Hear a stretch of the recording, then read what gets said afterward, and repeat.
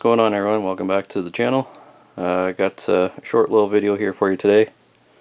Just going to show you guys the differences between the 3.1 lower intake and 3400 lower intake. Some of you guys have been asking if you can put a 3400 lower intake onto 3100 heads, and I'll give you guys a little visual here.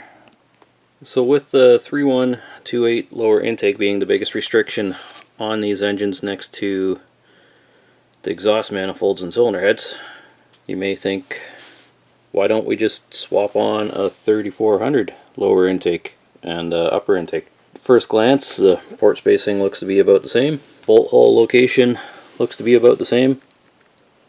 You think, why not just bolt it on? Well, I'll show you now why you cannot do that. Stuff just does not line up properly to allow that to work. So I have the 3400 large port intake here, and I have a lower 2831 intake gasket. When you line it up with the bolt holes, you can see there's a bit of a mismatch here.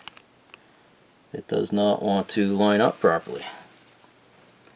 So getting a closer look with this gasket on here, you'll notice that it's kind of hard to see, but the gasket overhangs the port a little bit on the top, on the roof of the port, and it just barely clears on the bottom. Now if we take a 3400 gasket here and do the same on the 2831 lower, it does not line up at all.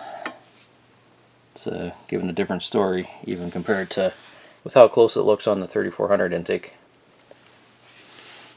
So that is not going to work.